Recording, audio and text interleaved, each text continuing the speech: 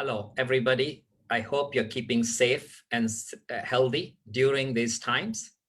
I am Sumit Agarwal, Professor of Finance, Economics, and Real Estate at the NUS Business School. Before I give you my thoughts on the road to recovery, let me refresh our memory on some basic facts that some of us know, but this will help put things in perspective and give some background.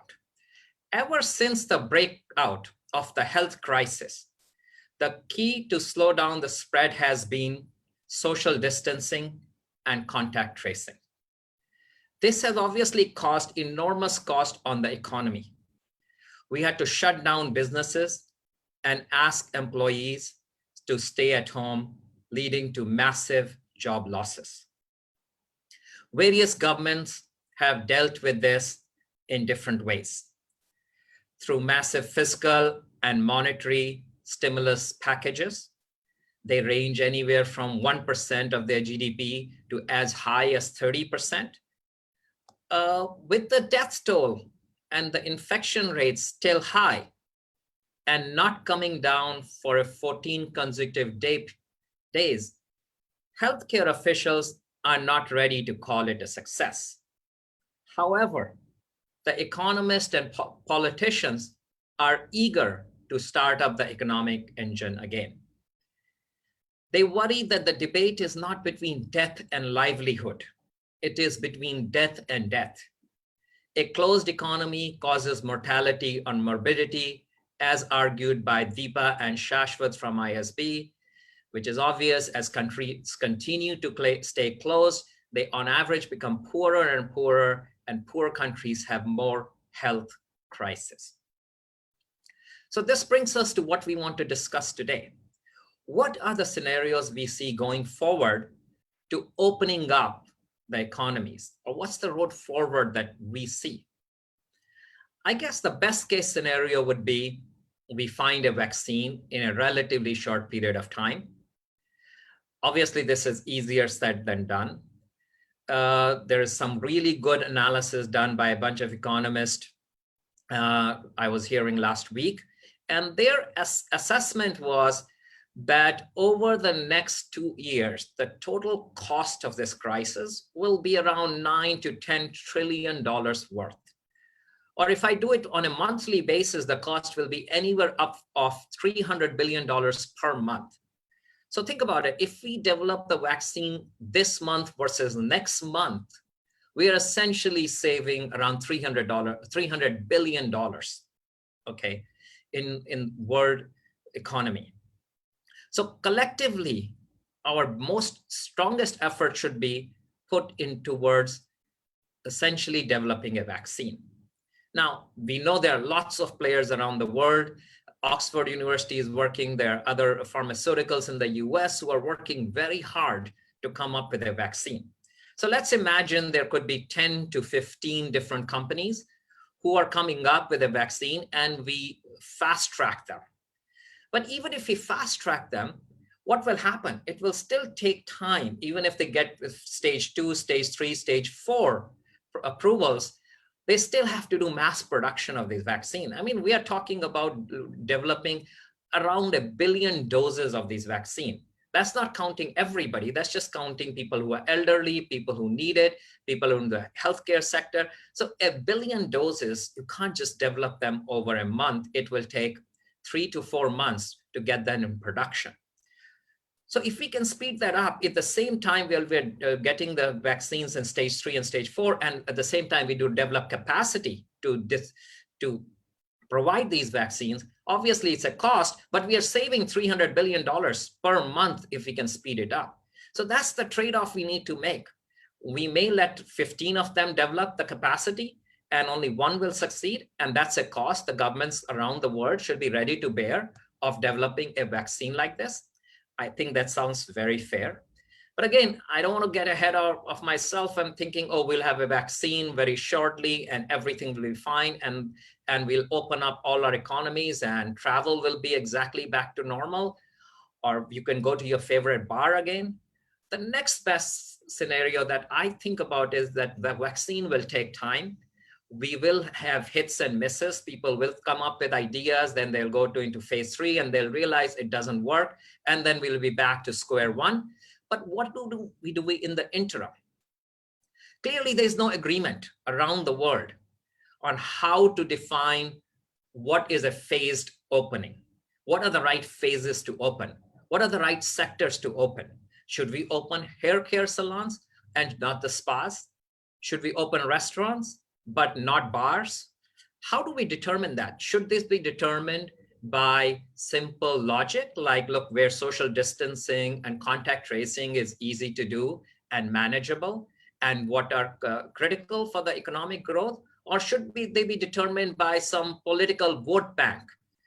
Where could be easily, we are seeing some of that around the world that is happening, that political vote banks are forcing certain states. In the US, if you look at the Republican governors, are very easy to open up their economies, whereas the Democratic governors are saying, let's hold on. That's the next best scenario. We come up with a very phased opening of the economy. We decide what phases, what the phases should be, what the sector should be. And they are determined by science and economists and smart people, and not by politicians or bureaucrats. The worst case I have in my mind is that we do not coordinate, which is what we are kind of seeing right now. Different different states within countries are going out on their own way. They're saying, we'll open this. Some states some people within a state are protesting in the governor's mansion that open the state up. This is my freedom and this is my right. Now, those are very difficult. Let's say we open up one state and the other state is cautious. Then there will be spillovers of cases from one state to another state, and as if we have done nothing. So this is the worst case scenario of going forward. And essentially, I feel this is how things are moving. Asia is doing relatively very well. Maybe because Asia experienced SARS and MERS and other crises, healthcare crises, and so people are more guarded. Politicians, bureaucrats have thought about it and realized the long-term cost and benefits of doing this correctly. We see the Prime Minister of Singapore had a very nice speech the other day on May 1st, deciding and kind of laying out a very groundwork of, look, this is a long way to recovery. We will do it in phases. Even after the lockdown period is over, it's not like we are back to normal. It will be a very slow and steady progress on what phase of sectors will be open. Maybe there will be sectors of travel or entertainment. They may be closed for a long time. If you're thinking about going for a soccer game, you may not be able to go for a soccer game till maybe we see a vaccine, or we see very nice contact tracing or ways to figure these things out. So these are the various scenarios I have. Let me spell out a few other things and then start thinking about questions. The other thing I really worry about, the virus may come back in the summer or even in the fall in other countries, in the winter, northern countries. Should we also think about massive government spending? Because right now, the two big things I am worried about is we will see massive labor market unemployment rates, and we will see foreclosures in the small business sectors, even in the housing sector. Clearly, we need to worry about these sectors. Now, what happened after the Great Depression in 1920s? What they did is they had massive public works programs, railroads, dams, other roads construction. Obviously, Singapore doesn't need a lot of this, but the other countries, India could clearly use massive public works programs. They could go out and say, let's redo a lot of the railroads, let's build huge amounts of roads and dams, and that will absorb the labor force, that will do public spending, and that will actually shore up the GDP quite significantly. What else can we do? We have to worry about the small businesses. Small businesses are the engine of growth for any economy. Now, I don't think we are doing enough in terms of what support we can provide to small businesses. For instance, Singapore is doing it correctly by saying, look, small businesses, we will support you and we will also support your employees. So once we are opening up, the small business can just rehire those employees as if they were never lost.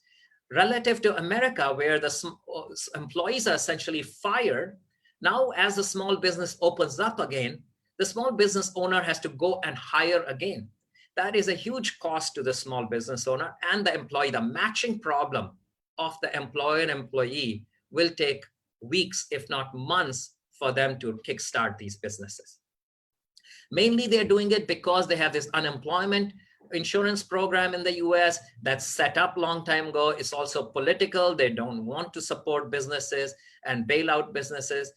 So I think that's a very wrong model of kind of road to recovery that we'll see. We'll see much more difficult times in the road to recovery in the US in that sense, relative to a country like Singapore, which has essentially said, we are going to keep the union of employees and employers intact by allowing giving a payment to the employees on behalf of the employer, the salary essentially, though it's a subsidized salary, but this will actually keep things intact. What sectors should we pay special attention to? I think one discussion we have not had around the world is investment in healthcare.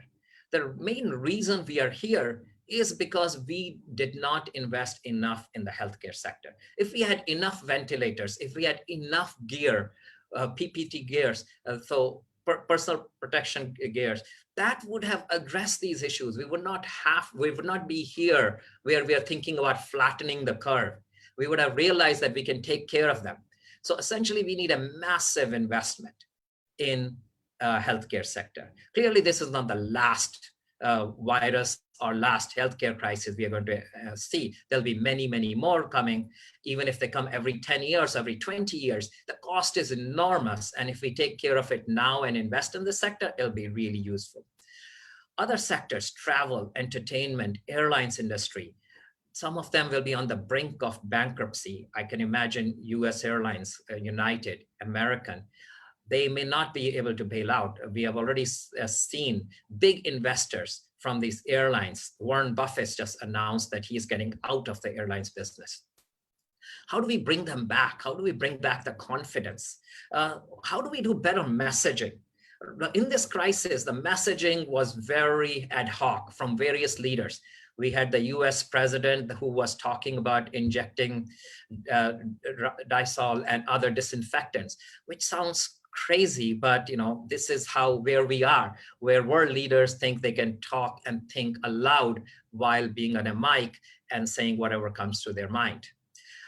What are the important countries? What are the big countries doing? I mean, US, clearly it's in a mess. Europe has actually done much better in trying to deal and kind of laying out the groundwork on how we will do this phased opening in going forward.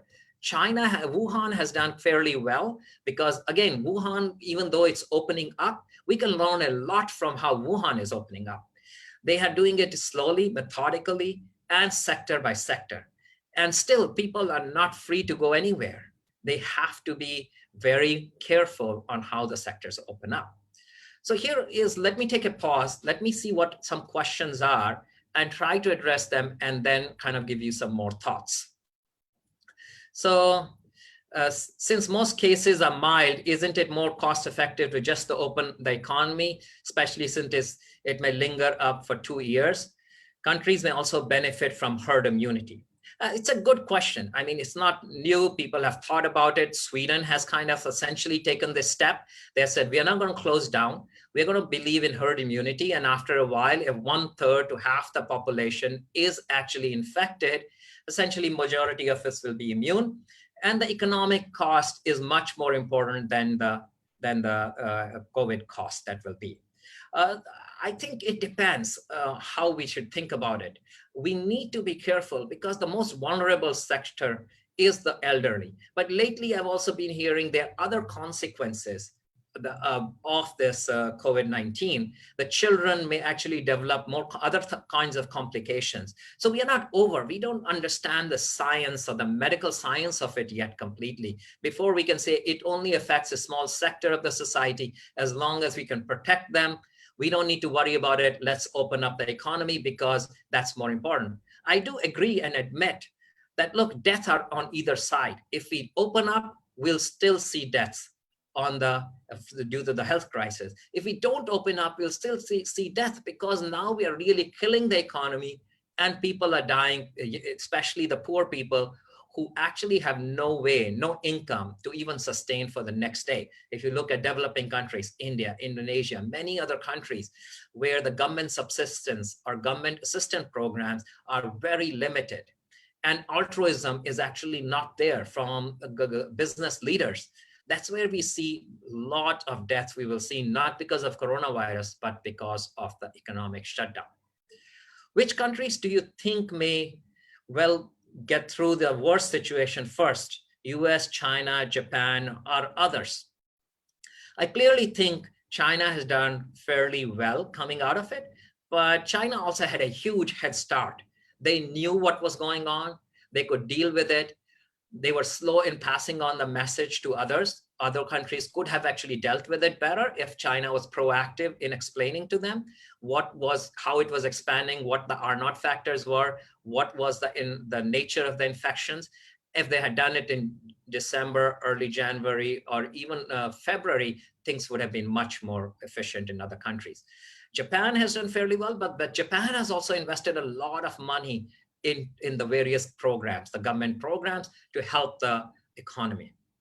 I think US, I really worry about it because US, there is too much disconcerted effort. States are on their own.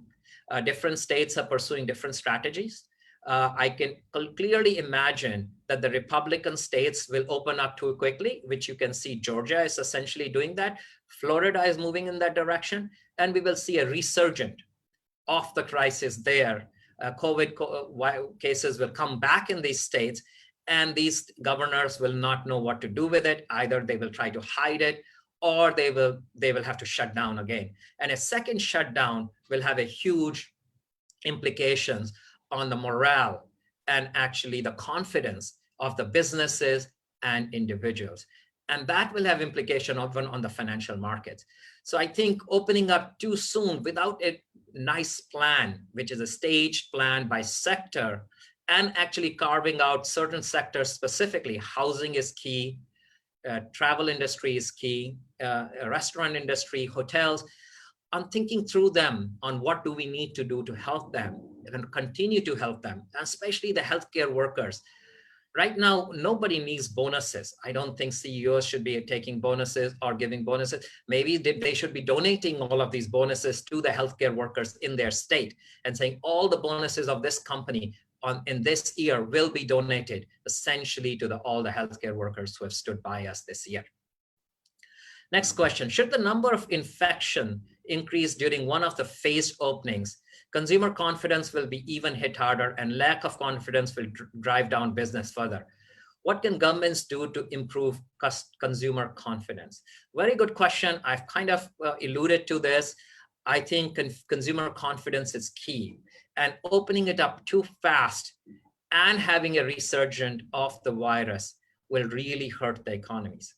It may actually hurt one country, maybe doing it correctly, but a neighboring country, if it does it incorrectly, it will have spillovers even on the country that is actually trying to do it in a phased, correct manner. So I think there are externalities countries need to worry about it when they're thinking about, hey, I don't care about it. I need to worry about the economy today. I'm not saying we shouldn't worry about the economy. I think we should be worried about thinking about it carefully and thoughtfully. I use Singapore as an example. Again, I heard the PM speech on May 1st. I think that's the way to lay out the scenarios on what they plan to do. Not like what Donald Trump says one day, it's in my hands. Next day he says the states will do it. Next day he says protesters go out and force these states to open up. So I think that mixed messaging will reduce and lower consumer confidence and hurt livelihood. Next question, lives or livelihood? In a country like India, the choice is very tough. It's said that lockdown is only for the privileged. Bulk of the country will not survive if the lockdown continues. Very true. I would amend your argument. I would not say it's lives or livelihoods. I will say it's lives or lives, because in either case, there will be loss of lives. So we need to worry about it. I think India, Narendra Modi is actually thinking about it. carefully, I think he, among the larger countries, he has turned out to be a good leader, trying to think about what is the right phases to open up the country with. Now he has let states decide it with a heavy hand of how he thinks they should do it. There are hotspots in India. There are red zones they are determined. There are green zones they have determined. And they're saying, let businesses flow and open up in the green zones within a state, within a city, and not in the red zones. And I think that's the way to think about it. What are the places we can open up? What are the sectors we can open up? And how quickly, if things don't go right, we can shut things down again. Many countries are printing money in very high value at present for relief measures. What are your thoughts on that? I think if we do not actually have robust stimulus packages, either monetary or fiscal stimulus packages, then what is the role of the government? Governments need to step in and actually do things right now to help the countries grow. Even though this will create debt for the future, but we will deal with public debt in the future. What we don't want is private debt. We don't want small businesses or individuals to go out and max out their credit cards or max out loans, because private debt will increase interest rate on them. That will make them have their debt service repayment go up in the future. Then their ability to grow or to spend or to grow as a business will go down. So that will have a downward pressure on the economy. So I truly believe right now, countries should increase public debt and worry about it later, maybe by taxing the rich in the future, but not necessarily increase private debt, and especially private debt of the people who are liquidity constrained or credit constrained. Next question, how would air travel evolve? Social distancing will reduce the load per flight. That could increase cost. Do you think tourism and business travels will evolve because of this? I think we will see structural changes. Lots of companies are now realizing that Zoom or other software is as good as doing physical in-person meetings. So airlines industry should come to the realization that business travel will go down. Just because of this crisis itself, lots of businesses will say, we don't want to travel. We are worried the cost is too high. Let's try to improvise and do this. So airlines industry, as an industry, it will shrink. And I think this is good. Maybe there should be some creative destruction. There's redundancy in many countries. There are lots of cheap airlines. Some of them may go out of business. And some of the very expensive airlines may also go out of business. So I don't think that and we'll see huge structural changes around various industries. Hotel industry will go through a similar structural change. Lots of hotel chains will just go out of business. Next question, your thoughts on the US-China tension as a scary backdrop to the COVID crisis. I think these things will be put in the back burner for a long while. I mean, things that were happening in Hong Kong, US-China crisis, lots of other regional, multinational issues will not be discussed for a while till we deal with this crisis. As I said, this crisis is going to cost the world economy over $9 to $10 trillion over the next 1 or 2 years. We need to deal with that. It's a $300 to $400 billion cost per month to the world economy. Who cares about some of these trade disputes that people have that are worth $100 billion or $50 billion? Let's deal with the big potato in the room, which is how do we worry about the $300 billion? Next question, Prof, do you think service-based economies will have an edge of manufacturing-based economy in the post-COVID recovery phase? Fairly agreed. Yes, service-based economies will do better than manufacturing-based. But even among manufacturing-based, because the supply chains have been disrupted so badly, because most of the supply chain was through China, countries and companies will realize they need to diversify their supply chains. So as a result, companies will now move some of their supply chains through Vietnam or India or Thailand, Pakistan. So a lot of these other countries that were kind of left out and China was the only dominant player there will now actually see resurgent in manufacturing in these countries, even though the main reason these countries did not do well because of their bureaucracies and inherent corruption in these countries. But now firms and US and Europe-based companies will realize we'd rather be here than have all our eggs in one basket. And now we see the consequence of that. Another question, any thoughts on nationalism versus globalization and then possible impact post-COVID?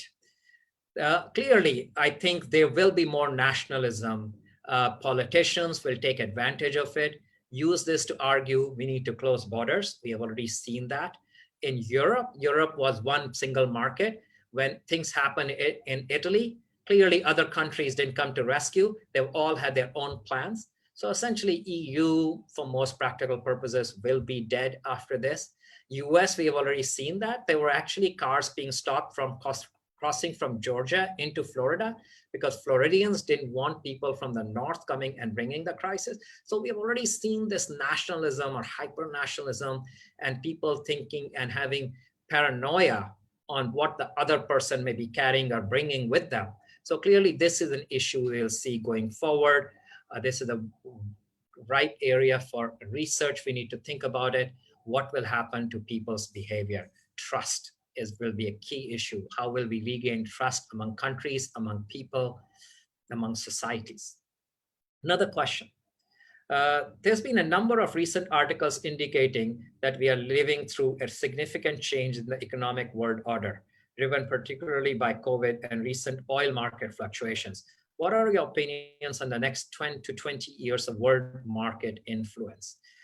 Clearly, these are interrelated. There was something happening in the oil market between the OECD countries and Russia was trying to lower the prices to gain market share. And then on top of that, COVID has literally killed demand. So we will see the oil market take a year or so to recover. There's a glut of oil. The futures, oil futures are literally down in the negatives. So we will see how that comes about. But world order is changing.